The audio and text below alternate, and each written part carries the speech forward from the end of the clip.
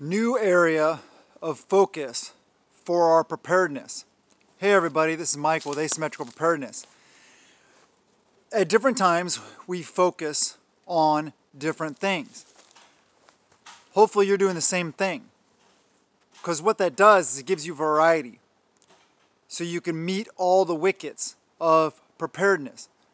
Sometimes it's water, sometimes it's food, sometimes it's medical, sometimes it's survival gear, bug out equipment, whatever it may be. We all have different things that we emphasize at different times. Sometimes it's defensive, security stuff. Yeah. But it changes.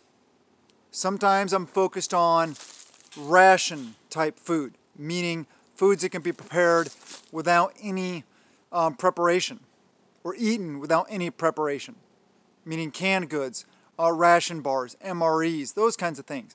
Sometimes I'm into bulk dry goods, beans, rice, corn, barley, lentils, etc. Sometimes I'm into seeds and the ability to reproduce or to replenish my food storage by growing things. It's good to change, it's good to have variety. So what is our current focus? We've decided recently to shift our focus now into things that will reproduce. You think seeds? Yes. But not what you always think, not the little seed packs you buy at the store. 50-pound bag of beans is 50 pounds of seed. Same with corn, rice, barley, wheat, as long as they're whole berry. Lots of different things. Lentils, split peas are not, because they're broken, so they won't reproduce. But there's a lot of things out there that can. Obviously, depends on your area and what's your ability to grow. I do not have the ability to grow rice here. So my rice is not seeds. My beans are seeds. My lentils are seeds. There's a lot of stuff that you can stockpile that is bulk dry goods that can be seeds for you. Corn is a good one. Corn will grow in a lot of different areas. Beans will also grow in a lot of different areas. If you can get dried whole peas, that's great. That's seeds. Peas grow really well where I'm at, as well as beans. So those are two good areas to focus on for me that may not work for you. Although I think peas and beans grow well most areas in the United States-ish, I think. I don't know. I don't live everywhere. You guys should know what will grow in your area. So emphasize bulk dry goods, so you're still adding mass quantities of food to your food storage, but that they can double as seed for replenishing your food storage. Even if you take like 1/10 of your seed, your food, set it aside for seed. Kind of like tithing, right? 10% to the Lord. Well, this is 10% to yourself so that you can replenish that food that you're taking out of your emergency fund. Because your food storage and your preps, that's your emergency fund. I've mentioned that many times before.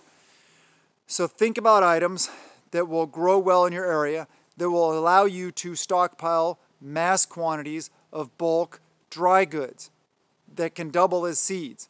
I've named a couple of good ones, but it's a good area to focus on. Store them properly for long-term storage. Maybe even when you're doing that, if you're taking the bags of, say, beans, and you are putting them in Mylar bags, oxygen absorbers, sealing them up, putting them inside buckets, at that time, set 10% aside. Roughly. I'm not saying count the beans exactly or weigh them. I'm just saying set a good quantity aside as seeds. And then maybe seal them in smaller containers, enough to, say, plant a raised bed or plant a certain area of field. Vacuum seal them, keep them in the refrigerator, keep them in a cool, dark, dry place so they'll last longer. Same for your food storage, but have them set aside and identified as beans, or as seeds, sorry. write on there, label them what they are, and, that they're seeds or whatever. Pack date, the year of production, if there's anything like that on the packaging that you got the beans in. If not, just, label them properly and set them aside for seeds. That is an easy way to add a lot of seeds to your seed stockpile, as well as your food stockpile at the same time. You're killing two birds with one stone. That's always good. Multi-use, multi-purpose items. I love it. And then if you need to, obviously, as you open up a bucket, as you open up a bucket of beans and you're using it, if you need more seed at that time, then take some out. Set that aside as seed. Or keep the stuff that you have as seeds, set aside as seeds, plant from there. That way you still have your seed stockpile. And then as you are producing and harvesting what you're growing, if you're harvesting prior to it being seed viable crop, that's fine. We do that a lot of times. I don't grow my beans in my garden to be beans. I just grow them to the green bean stage, because beans are one of those things like peas. The more you harvest, the more it'll grow, because the plant itself is trying to establish seeds to regrow itself, to propagate. So that's what I do. I get a greater yield that way. But maybe near the end of the plant's life, or when you're slowing down on harvest, let a portion of those beans or those whatever it is you're growing go to the seed stage. Just like zucchini. I don't let them get massive. I don't try to grow big, massive zucchinis. I let them get, like yay big, maybe a little bit smaller, and harvest them, because then it'll produce more.